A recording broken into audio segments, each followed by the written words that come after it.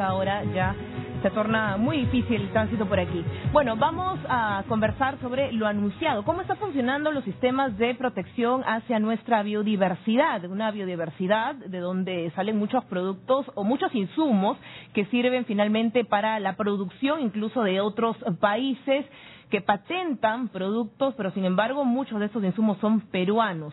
Bueno, vamos a conversar de esto y más con Dino Delgado, como lo anunciamos. Él es abogado de la Sociedad Peruana de Derecho Ambiental. ¿Qué tal? Bienvenido. Buenos días. Muchas gracias por la visita.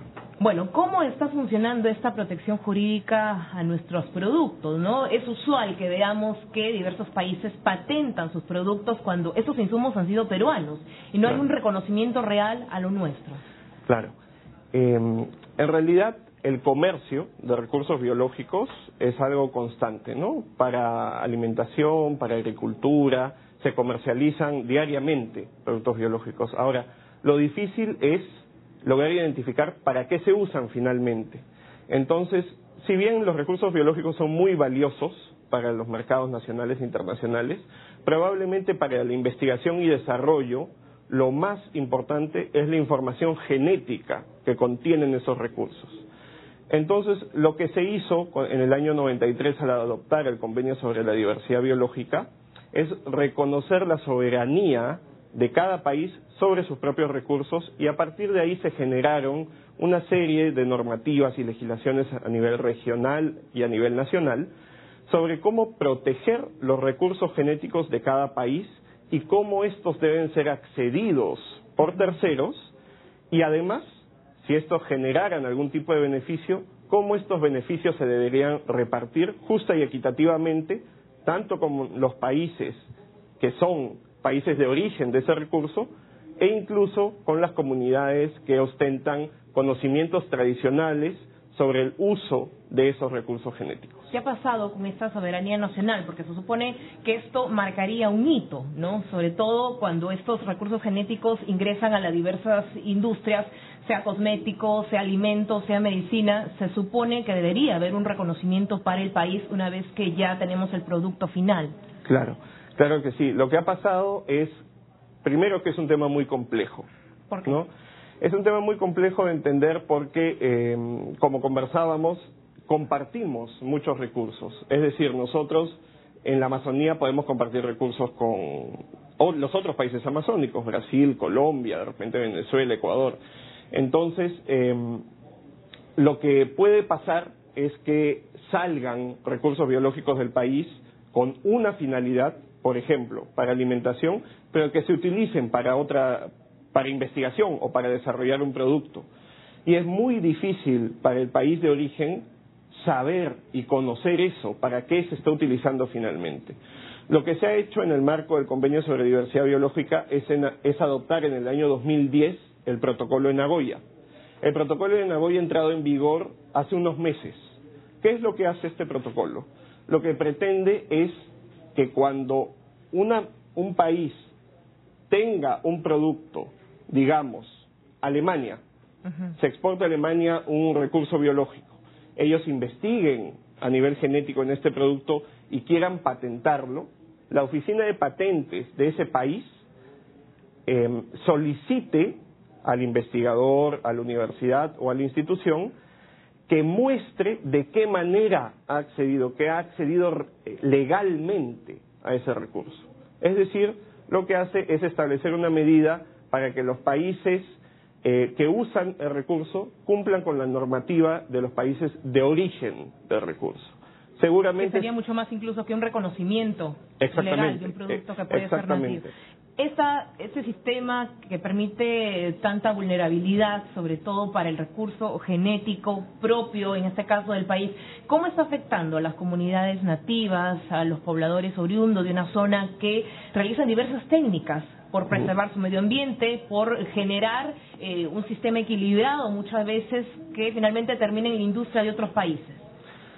A ver, lo que está pasando es que no reciben beneficios, ¿no? La normativa nacional e internacional y también regional de la comunidad andina lo que nos dicta es que se tienen que distribuir beneficios con las comunidades nativas que tienen conocimientos tradicionales, que son titulares de conocimientos tradicionales relacionados a estos recursos genéticos. Como tú mismo lo dices, hay comunidades que por generaciones saben cómo manejar el bosque, saben para qué sirven ciertos recursos, y este conocimiento muchas veces ahorra tiempo valioso a investigadores, ¿no? Ahorra tiempo valioso porque tienen ya un conocimiento y ya saben a qué va destinado, para qué sirve un recurso.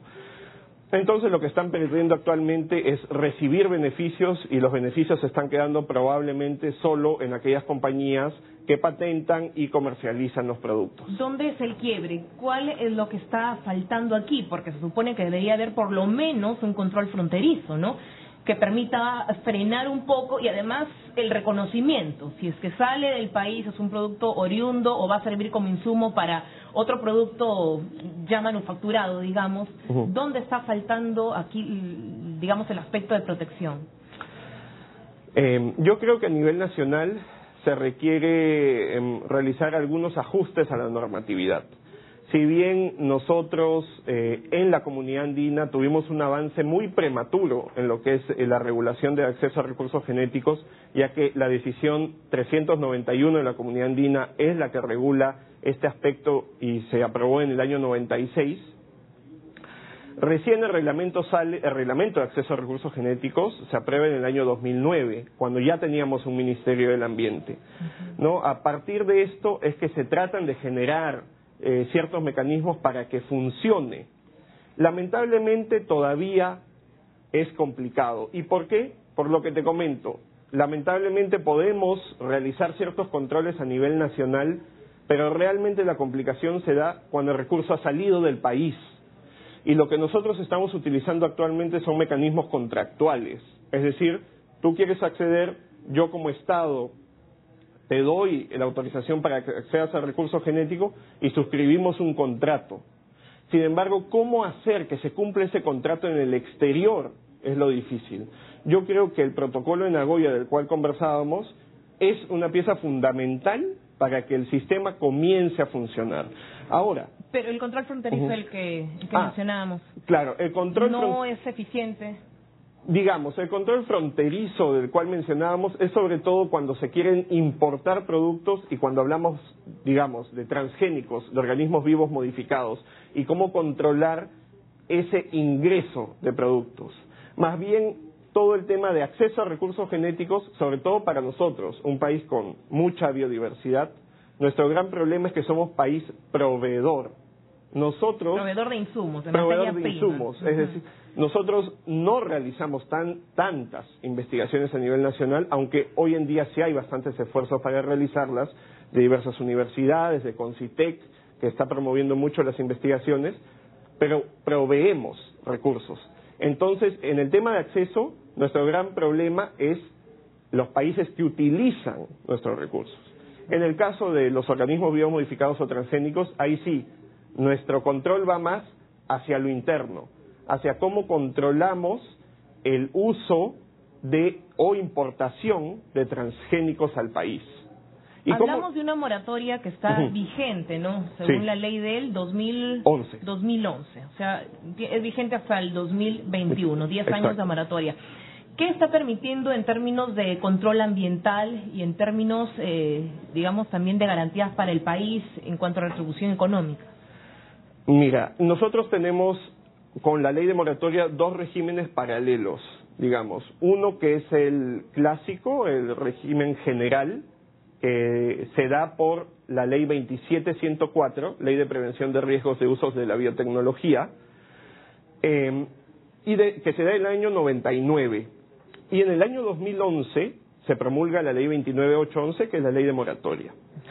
Nosotros lo que tenemos es, entonces, dos leyes que regulan lo mismo, pero lo separan de alguna forma. El ingreso. El ingreso y producción nacional también, eventualmente se pueden... Exactamente. ¿No? Entonces, lo que hace la ley 29811 es restringir temporalmente, por 10 años, el ingreso al país o la producción también en el país de organismos vivos modificados o transgénicos. La medicina, ¿no? Claro. Solo prohíbe lo que vaya a ser liberado al ambiente. como poníamos un ejemplo, ¿no? Peces que yo puedo soltar en un río, mosquitos que existen que yo puedo soltar en un bosque para prevención de malaria, o incluso semillas que yo puedo sembrar en un campo sin ningún control.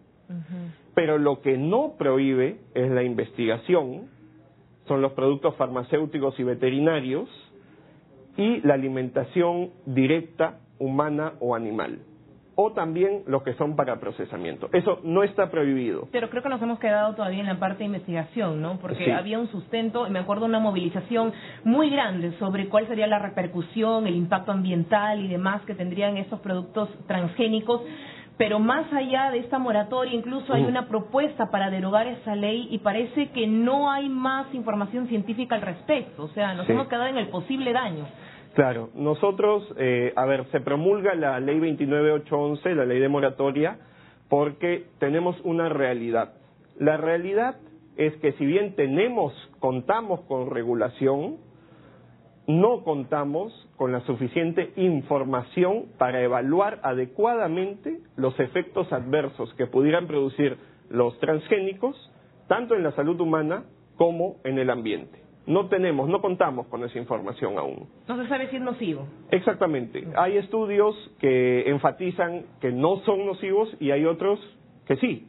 Entonces estamos en una cierta incertidumbre científica. Que se embara más en investigaciones internacionales, ¿no? Exactamente. Entonces, basados en eso, es que se propone una moratoria de 10 años. ¿Para qué? No una moratoria para no hacer nada, sino para utilizar esos 10 años en los que de alguna manera vamos a asegurar que no hayan transgénicos y en esos 10 años investigar lo que nos falta, generar capacidades, generar laboratorios acreditados, generar instituciones que tengan las capacidades.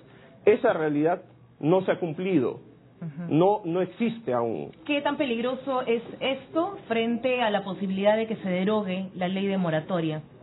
Bueno, volveríamos a cero, a hace 3 años. ¿Es contraproducente? Yo diría que sí. No te podría dar una opinión científica, ya que soy abogado, una opinión científica de los efectos que podrían producir los transgénicos, pero digamos que las causas que se fundamentaron para esta ley de moratoria siguen existiendo. Entonces, lo que yo creo más bien es que se debe impulsar la investigación, porque probablemente los transgénicos sean útiles, probablemente en el futuro nos puedan servir. Es más, relacionándolo con la COP20 y el cambio climático, se pueden producir transgénicos que sean resistentes a heladas, resistentes a sequías, resistentes a climas adversos. De repente nos van a servir en un futuro. Pero ¿cómo vamos a poder evaluar si realmente nos sirven? Hay un desconocimiento todavía. Sí, claro. ¿Qué pasa con los intereses económicos de la industria farmacéutica a raíz de los medicamentos genéricos, ¿no? Se supone que debería haber una correlación entre los medicamentos genéricos, lo de marca, sobre todo en efectos al paciente. Debería existir este equilibrio y bajo el mismo principio también activo del propio medicamento. Pero ¿se está afectando, perjudicando en algo la industria farmacéutica? Los medicamentos genéricos son bioequivalentes a los medicamentos de alguna marca cuando tienen el mismo principio activo, en la misma dosis y generan los mismos efectos, ¿no? Nosotros tenemos una política nacional de medicamentos, además de una ley general de salud, además de reglamentos de establecimientos farmacéuticos, y en todos estos instrumentos legales lo que se propone es que el Estado debe promover tanto la creación como la comercialización de medicina genérica. ¿Y por qué? La comercialización de medicina genérica lo que genera es que haya competencia, y de esta manera que se regulen los precios. Y también, ¿y esto para qué sirve?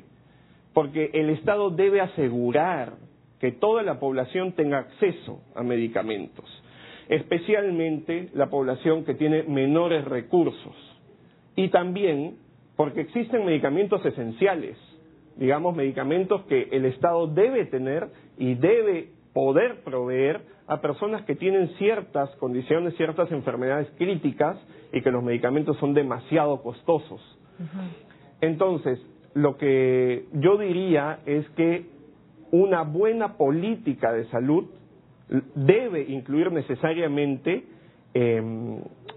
la adquisición de medicinas y medicamentos genéricos que puedan asegurar que todas las personas tengan acceso a medicamentos, y esto naturalmente va a generar una competencia con las industrias, con las empresas, con ciertos medicamentos de marca. Pero nos dices que la industria farmacéutica está liberada o exceptuada de esta ley de moratoria, ¿no? Entonces, claro, no ha sido perjudicial en esa forma. Digamos, si es que lo relacionamos ambos temas, los transgénicos que son para uso farmacéutico y veterinario están exceptuados de la moratoria, y no debería existir absolutamente ninguna repercusión en esa industria por la implementación de la ley de moratoria. No es una excepción expresa de la ley de moratoria. Sí. ¿Cuál es, para terminar ya entonces, digamos, la magnitud del problema si es que no se toman acciones legales más eficientes en aras de proteger la biodiversidad del país? ¿Qué puede pasar? Bueno, de los distintos temas que hemos hablado, hay varias repercusiones que se podrían dar, ¿no? Si nos basamos primero en el primer punto de los recursos genéticos, que es información genética valiosísima que tiene el país, lo que puede pasar es que sigamos sin recibir los beneficios que nos corresponden. Sobre todo hablamos para las poblaciones que preservan muchas veces estos recursos, ¿no? Las poblaciones, pero también el Estado en general. Digamos, nosotros, el Estado ejerce un dominio eminencial sobre los recursos naturales. Una soberanía nacional. Sí, y digamos, si lo comparas con minería, si lo comparas con hidrocarburos, el Estado también debería recibir beneficios por el uso de sus recursos genéticos. Son recursos, finalmente, recursos naturales. Entonces, tanto para las poblaciones que ostentan conocimientos tradicionales como para el Estado, deberíamos recibir beneficios. ¿Cuánto estamos perdiendo? Probablemente millones. Las industrias que utilizan recursos naturales son industrias millonarias. La biotecnología, la farmacéutica, los cosméticos, son industrias que producen billones de dólares al año, y muchas de ellas se basan en recursos naturales. Partimos entonces de un sistema de regulación eficaz. Exacto. ¿Ministerio del Ambiente o quién ve esto? Ministerio del Ambiente es, digamos, el ente que coordina intersectorialmente, pero el acceso a recursos genéticos está dividido por sectores. Está el Servicio Forestal, el Servicio Nacional Forestal y de Fauna Silvestre, el Instituto Nacional de Innovación Agraria y el Viceministerio de Pesquería para Recursos Hidrobiológicos. Pero un punto importante a resaltar es que existe una Comisión Nacional de Lucha contra la Biopiratería que depende del INDECOPI. Esta Comisión Nacional de Lucha contra la Biopiratería, y biopiratería se define como el acceso indebido a los recursos genéticos o el acceso no legal a recursos genéticos, tiene bastantes logros. Ha sido reconocida internacionalmente como una comisión que funciona bien y que ha logrado que se detengan ciertas solicitudes de patentes en otros países porque se basaban en recursos del Perú. ¿Qué productos, por ejemplo?